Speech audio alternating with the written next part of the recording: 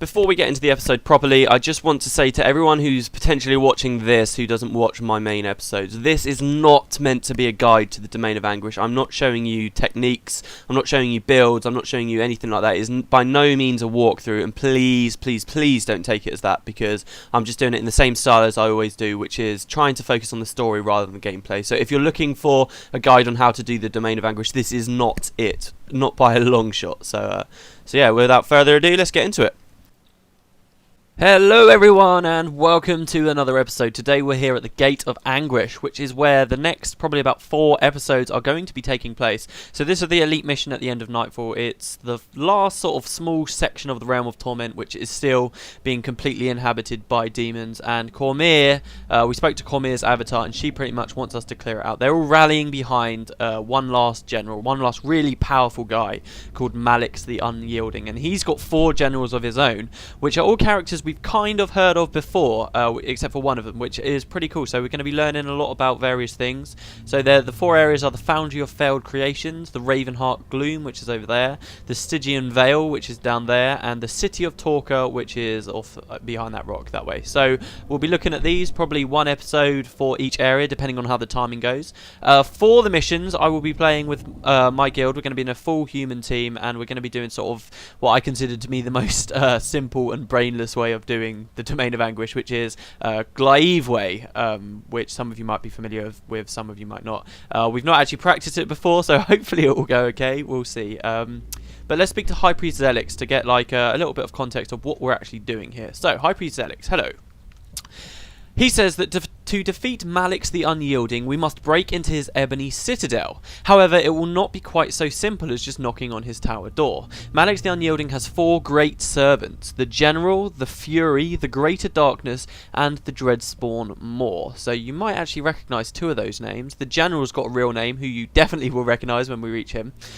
These guys are known collectively as the Overlords. These are all powerful beings unto themselves, and the 4 of them together would surely overwhelm any force seeking to gain entrance. Our only hope lies in destroying the Overlords before attempting to confront Malix. If you somehow manage to defeat all 4 of these Overlords, return to me and we will begin preparations for a strike on the Citadel itself. So this is an elite mission. It's quite interesting. It's not like a mission that we've been familiar with before now. In order to access the mission itself, where we assault the Ebony Citadel, we actually have to do this quest where we kill all 4 of these Overlords, and after we've assaulted the Citadel, we then have to come back and do this quest. So the Domain of Anguish is kind of separated into 2 separate parts. So, a piece of pie, I should destroy the Lords. It's hilarious, this accept dialogue, because it's really not a piece of pie. Zelix also says that beyond this place lies the Domain of Anguish, the last bastion of Abaddon's forces. The Margonites and their demonic allies are led by Malix the Unyielding from his ebony citadel high above in the heart of Anguish. For Cormyr to take up the mantle of Goddess of Truth, all traces of Abaddon and his worshippers must be eradicated. So this is our task, and this is what the episodes are going to show. I'll talk more about it when we get in. I'm pretty sure we're going to be starting in either the Foundry of Failed Creations or in the City of Torc'qua. I haven't quite decided yet, but I'll be meeting up with my guild and everybody who's coming to play in about a couple of hours, so I wanted to film this bit before we all start, and yeah, we'll see how it goes. So I'll see you guys in a second when we're all ready to go in. Oh yeah, also, outside of each of the portals, there's another Forgotten who gives you extra information on the area. So I'll be cutting me talking to these Forgotten guys into the episodes, so we get a little bit of information, because all 4 of the areas where the Lords are all their own distinct areas with their own storylines. So at the start of each episode, when we're in one of these individual areas, I will be cutting a conversation with each of these guys. So like Horus Treves, and there's a Forgotten out at the front of each one, where we learn about that. So yeah, I'll stop rambling now, and I will see you guys in a second. Okay, so here we go. We've got our full team and we're ready to go in. So the first place we're going to be going to is the City of Torc'qua. This is where the person that we heard of called the General is going to be waiting for us. And it turns out that my little twist that I've kind of been planning for a while has worked out just fine. So here you can see our team, and just like magic, we all turn into margonites. How cool is this? So, yeah, you might remember a while ago I talked about how there was an update recently that introduced new tonics for the 6th birthday, which you can use in explorable areas. And one of the rarer tonics happened to be a margonite tonic. So I thought, you know what would be really cool? Going through the Domain of Anguish as Abaddon's former minions. We have seen that margonites obviously can become goods, so to speak, because we'd met the Lost and the Apostate before. So I thought, you know what, I think it would be really cool to go through like this. So this is why I've done this like this and not with heroes. You'll see that I'm playing with a compass, obviously, because this is a very difficult area, so I'm going to be breaking that rule. I did finish the LP without it. So yeah, let's speak to Captain Solrahesh, who will tell us what we're doing out here at the city. So I've been speaking about margonite cities for a while, and this is the first one that we're actually going to, and we're actually going to see what is going on here. So he says, all the quests here are master difficulty. The margonites hold fast in the city called Torc'qua, with reinforcements arriving from all across the realm of torment. If we do not break their stranglehold soon, they will gather enough force to press us back. Will you charge into Torc'qua to cleanse it of the margonite infestation? So I was born... I want my mummy. Right, so I was born ready, and we can do it. We can also speak to this Whispers informant, who will give us a bounty to increase our Lightbringer. Under the command of Malix the Unyielding, Lord Jadeoth has rallied the strongest margonites to take control and fortify the city of Torc'qua. The Aura of Whispers has battled to gain control of this region, but to no avail. Will you lend your hand as we strike back against the margonites? The mark of light will be upon you if you choose to aid us. So we'll be kind of doing this, I guess, theoretically with the Order of Whispers, but they really come into the story a lot more in one of the other areas rather than the city of Torc'qua. So yeah, pretty much most of this area will be just fighting loads and loads and loads of margonites. So without further ado, let's do it. It's quite funny, actually. We did a small little test run, and it's quite hard to tell who's your ally and who's not. So as we move through, Solrahesh says, Torc'qua is heavily guarded. We'll be unable to enter until the margonite defenders are destroyed. Oh yeah, we're using a concert as well. Completely forgot about that. There we go. So yeah, this should be pretty good. Solrahesh actually will be coming with us. One thing I didn't realise for a long time in the Domain of Anguish is we speak to him here, and once we clear the path of margonites, he'll actually be joining us, which is pretty great. He'll actually move up and come into the city itself with us. So right now we're just on these fields. You'll notice it looks a little bit bland around here, and that's because, as I said, the Domain of Anguish was released in a patch after Nightfall came out. I'm guessing that's because they kind of had to rush the development of the game a little bit, which consequently means that this seems to have been rushed out as far as environmental effects are concerned, and a lot of it does look quite bland. There are some very impressive sites though, which I'm hoping to show you quite soon, like the Ebony Citadel itself. In fact, if I use my mini-map here, you'll see these are the 4 regions. Here we're at the city of Torc'qua, just down there. There's the Ebony Citadel of Malix, and the Citadel itself is in the middle of all of the other ones. I should probably be fighting. And the Citadel does look very, very awesome. And the entrance to it actually is reached from the Margonite city, which I think is quite cool, considering sort of how the Margonites were Abaddon's chosen minions. And Malix, in fact, when we meet him, we'll see he looks very Margonite-ish. So I'm wondering if he's just a super powerful Margonite. You know, more powerful perhaps than Jadeoth himself, who was the first, if you remember. So yeah, we're just going through. I mean, like I said, this team build, I picked this one specifically because it's the most mindless way to do Doa, which allows me to sort of relax and talk to you guys as we go through. So a lot of the combat I will be hoping to speed up. It's quite cool looking. Like, you can never go, this is the Domain of Anguish, but you can never really go further along, and this trench is always something I always saw, and I thought, oh, it'd be so cool to go along it. But we will see, particularly when we reach a place called Ravenheart Gloom, which is sort of this shadowy expanse that's supposed to go on forever, and nobody really knows how far on it goes to. In fact, there's someone even suggests that maybe it goes to other places in the mists. And when we get there, we'll actually see it looks very cool off in the distance, the places that you can only see but not quite get to. Anyway, so this is the wall to the city. You can see the city over there. Now, it's not exactly, you know, Guild Wars 2 style city. Does it look incredible? This is Guild Wars 1 after all. But I think it looks, it does pretty well as making you think it's a city. It's got a fair few buildings in there. This is kind of the outer wall, and before we can break into the city for this quest, we have to kill all of the things on the wall, and indeed, all of the things out on the plains here. If we look off to the left, you can see this giant building here. That is the Ebony Citadel. And in fact, there is a courtyard. You can see some of the pillars down there.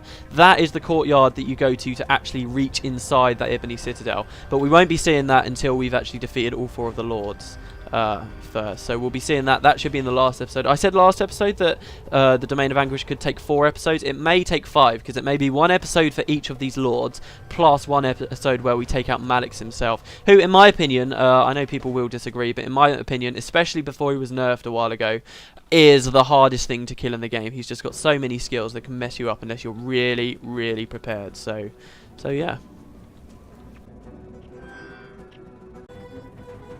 Okay, so just while we're here, this is the last group that we're fighting here out on the field. That are very, very packed. You'll find this a lot in the Domain of Anguish, where it's supposed to be so difficult. Nearly every place here is a big open field, where generally there's not much to see, except the fact that there's a million enemies. But while we're here, I can give you a good shot. This is the entrance. This is the plaza to the entrance of the Ebony Citadel. And as we proceed through Doa, we'll be kind of going in a big circle around this. And presuming our team makes it the whole way through, we'll actually end up back here at the city.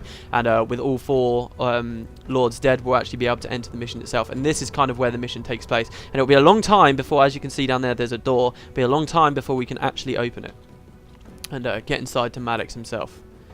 But the next part of this quest is sadly kind of a bit that I find is a little bit annoying. You've got to kill all of these margonites that are up on the wall, and so you can't sort of move them all together, so they take a while to kill, which is a bit irritating. But you know, you've got to do what you've got to do.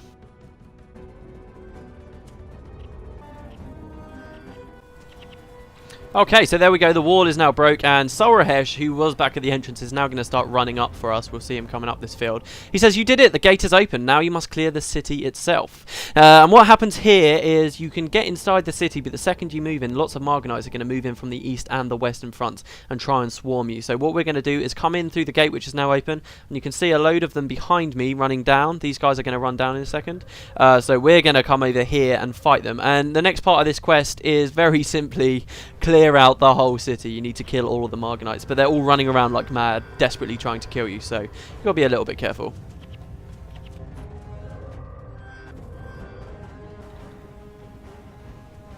Now, about the margonites themselves here, these margonites are actually more powerful than any of the other margonites we found, and they all have very weird naming conventions. They're all called Margonite Anur, and then they have a weird name. Usually it's just one syllable. So the warriors are called Margonite Anur Vus. The rangers are called Margonite Anur Tux. The elementalists are called Margonite Anur Sus, and so on. So I'm not sure whether what we're seeing here is kind of a little insight into the Margonite language, perhaps. As you can see here, Anarchaea, and they've all got very interesting, weird names. I guess these are just the most elite Margonites that you can possibly find, the highest trained ones that Abaddon had ever created. And yeah, I really like the naming conventions, actually. At first, it's quite annoying because, you know, you can never read the name until you learn all of them individually. You can never read a name and be like, oh, right, okay, so that's a ranger or that's a necromancer. You always kind of have to guess or figure out after a hell of a lot of time in Doa, in the Domain of Anguish. But once you do, I think it's actually really quite cool that we get this insight into the way that the Margonite language could possibly work. I mean, and this is all you really do ever find, so it's not really much to speculate on, but I think it's pretty cool nonetheless.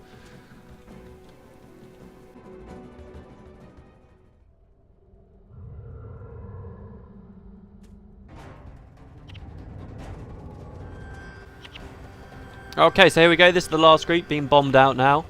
And when we kill them, we have cleared the city and pretty much retaken it. You can see that Captain Sulrahesh has moved here for us. And this is going to be the end of city now. When we speak to him, he's going to tell us that we pissed off the general from the city. So let's speak to Sulrahesh. He says, "Good work. Purging the city may be a temporary measure, but it allows us a foothold into the rush of the Ebony Citadel. Malix, the unyielding, must pay." And we finish it, but your Lord Jadeoth says, "You cannot be. You have eliminated my minions, but you will never leave Torc'qua alive. I will see to that personally." And he sends some forces at us. So Jadeoth himself, the guy from the inscription, this guy that we heard all this about, kind of the guy there at the start of all of this with Abaddon, everything. He is one of the bosses that we get to kill here, and he is huge. He's probably the easiest boss here in the Domain of Anguish, but I just love how you actually get to fight Jadeoth. You get to meet the guy that was there all that time ago. This man that we heard about who was being hounded by the Forgotten and so on. And it's just pretty brilliant. He's going to be in a massive mob at the top of this hill up here. And he's pretty much a well-known sort of commander.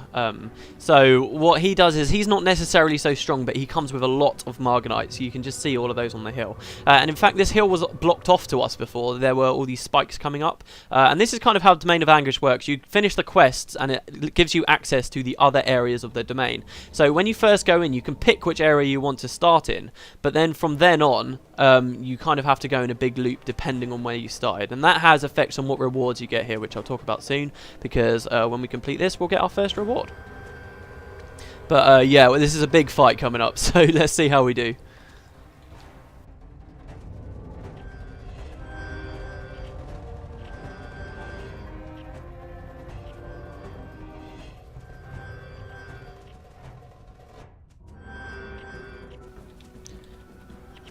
Okay, so here we go. You can see Jadeoth here. He's like a massive paragon. Got huge wings. He's absolutely huge. The unique thing about him is his health. He's got a lot of health. I mean, thousands and thousands and thousands of health. Way more than any other creature of his level. His skills kind of are reasonably dangerous, but you know, not anything massively difficult, especially compared to the other bosses. I mean, he doesn't do much damage on his own. Usually people just attack just like we have. We've killed all of his minions, just him standing, and you just continuously kill him and spike him out. And this is the first general which we will have killed. And Domain of Anguish works by when you kill one of the generals, you get a reward chest, which you will see spawn up the top of this hill here. We're the Spirit of Truth, and the Spirit can give you other rewards. Thank you for saving me, Lightbringer. Now that I am free once again to walk amongst this realm, I offer my services to you. If you are able to gather 15 of each of the 4 gemstones that exist in this region, I can forge you an item that will prove your valor and trustworthiness to any who may doubt the great service you have performed. And to do this, this gives you a unique weapon which people can sort of dedicate to their Hall of Monuments for rewards in Guild Wars 2. I'll talk more about that at the end, but this is essentially what these gemstones do. There are 4 areas and 4 different types of gems. So when you complete an area, you get gems from the chest. You get double gems if you're in hard mode. So you can see here I've got margonite gemstones, and for every consecutive area you complete, you also get another gem. So if we now manage to complete the next area, we'll get 2 gems. If we complete the next area, 3. And if in hard mode, it goes up even more, 2, 4, 6, and eventually 8. And this is why people choose to come to Domain of Anguish and complete the whole thing. So yeah, this was the city of Torc'qua. Pretty cool place. I like the architecture out here in the city. The entrance to the Ebony Citadel of Malik's, of course, just over there, which we will be returning to later on. But for now, let's go on. You can see up there, actually. Look how huge it is. But for now, let's go on to the second area, the Stygian Vale, which actually has some new enemies which we haven't really seen before.